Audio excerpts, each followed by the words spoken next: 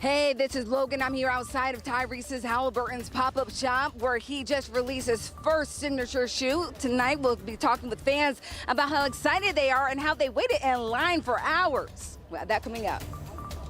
And you can put away the umbrella. Sunshine is back. I'll have your forecast. Plus, renewed concerns tonight about an East Side homeless encampment. I'm Jenna Webster, and I'll tell you what steps the city is taking to address a business's concerns. Live from Indy, you're watching 13 News.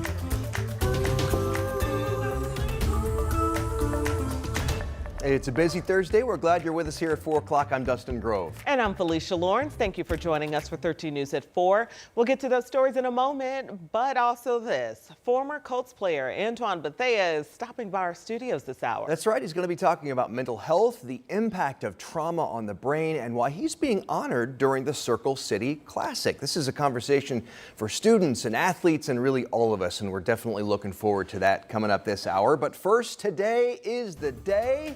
Pacers fans lined up early, Halliburton fans lined up early, Puma fans lined up early for a chance to meet Tyrese Halliburton and buy his new Puma signature shoe, the Hallie 1. The Hallie 1. So 317 pairs, 317 pairs are available at a special pop-up event in downtown Indy. Logan Gay joins us live now where the line has been long really since yesterday. Last night, that's right. What are you seeing, Logan?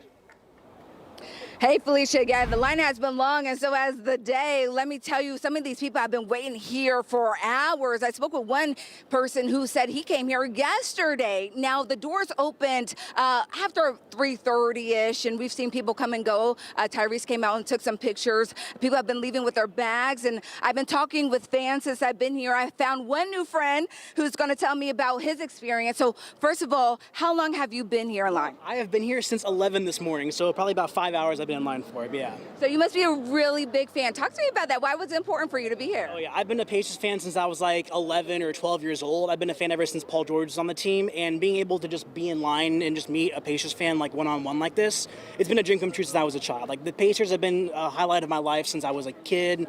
They just mean a lot to me personally. I love this team. This is a very good team. And of course you've seen people with the shoes already. Oh, of course, What do you think? What do you think? Are we liking the color and everything? I'm liking the color. I'm liking the color a lot, yeah. I might be able to get a shoe today, might not, but I'm mostly just here to see Tyrese. So I might cop a shoe, I might not, but we'll see how it goes though. Well, I hope you get a shoe. You're so close. You're so close. Right here, right around the corner. It was worth the wait? It's worth the wait? Oh, worth the wait for 100%, yeah.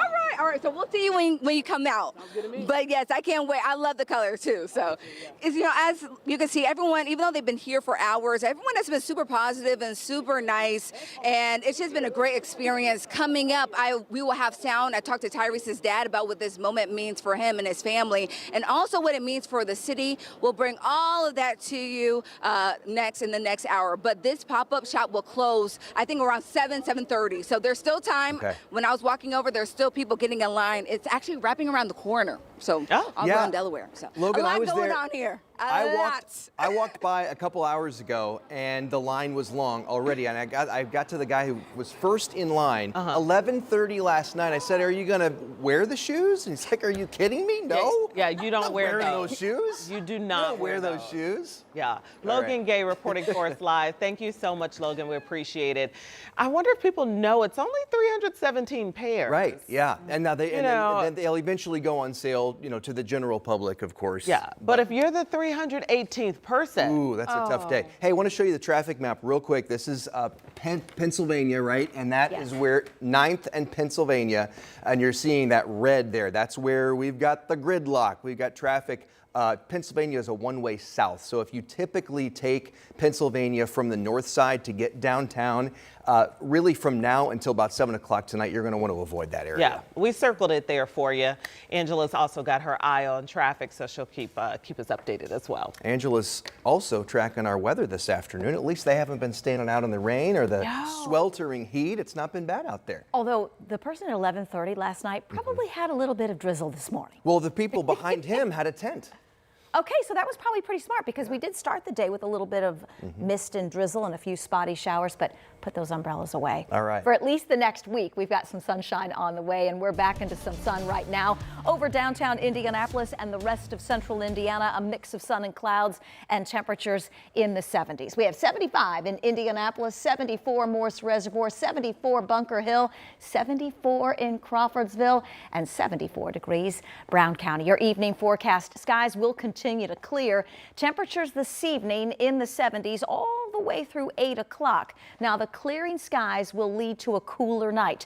Cooler night with moisture at the surface means fog is a threat early tomorrow morning. And we do have moisture at the surface because of the rain over the last several days. The steady rain has moved off to our east, so radar is clear across central Indiana, and it will stay that way. Projected visibility early tomorrow morning is near zero, so we want you to be thinking ahead. The weather will have an impact at the bus stop and as you head to work and school early tomorrow. With a foggy start, some school delays are possible tomorrow morning. It's going to be cooler too, mid-50s, so maybe a jacket at the bus stop. A sunny afternoon. Once we get rid of the fog tomorrow, high temperatures will be in the upper 70s, nearing 80 degrees. There is a sunny stretch in the 7-day. I'll cover that in a few minutes. All right, we'll see you then, Angela. Thank you. There are concerns today about this homeless encampment on the city's far east side. This is what it looked like earlier today. It is behind the Walmart on East Washington Street, right along the Pensy Trail. Jenna Webster joins us now to share what the city is saying about this situation. Jenna, what have you learned? Yeah, well, the Office of Public Health and Safety says this particular area along the trail has been home to these camps for on and off for a few years now. The director says they were there several times last year. They just learned today it's been reestablished. Now, when I was there, I did not see anyone personally, but it is clear people have been living there recently. In fact, a box of donuts had a September 11th expiration date. OPHS doesn't know how many people have been living here. I would guess maybe somewhere around 2 dozen. We saw one tent set up, but there are dozens of shopping carts filled with personal belongings like clothes or shoes. I have not heard about any particular challenges aside from it being, there being individuals there, there's a camp, and that there's a lot of maybe trash in the area. OPHS says its next step is to learn how many people might be living there, and then they'll start partnering with its outreach teams to find new housing and clean that area. City County Councilor Michael Paul Hart, who represents this area, was there yesterday with Walmart. He posted this online saying he's working with the city to find a resolution. Now, Walmart tells me it's looking forward to learning about the city's plans to address this issue because they did say it's been a problem there for years. I do know Streets to Home Indy, they say they have not been contacted to help with this situation yet. So it sounds like still kind of very early on learning what might be going on there. Yeah, there's a lot of focus recently about the homeless encampment in Fountain Square, but I think a lot of people may not realize that there are others in different spots of the city too. Yeah, and that was one of the things OPHS says is that, people kind of move around to different locations where they feel most comfortable. Yeah, to try to make a home. All right, Jenna, thank you so much. We certainly appreciate you bringing us that. All right, and police and federal agents today announced more than 100 arrests across Indianapolis, part of a multi-day effort to get some of the most dangerous criminals off the street. They call this Operation Guardian. IMPD, along with the Marion County Sheriff's Office, the DEA, FBI, state police, and other agencies, they all were involved in taking down men and women with warrants specifically involving violent crime. A total of 116 people were taken into custody for crimes from drug trafficking to murder. And they confiscated 29 guns, 3 machine gun conversion devices, a stolen car, almost $60,000 in cash, all tied to criminal activity, and even a stolen car.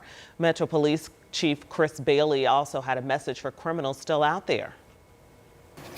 We will find you and we will hold you accountable because we're not done. We will continue this work together to reduce violent crime in our city and protect our people. The chief also said he doesn't remember another time where more than 100 people were arrested on warrants for violent crime in a single operation like this. And he said that actually they were continuing to arrest more people as they were holding that news conference. Ashton Hackman is on this story for us, and he was at that press conference. He'll take a closer look coming up at 5.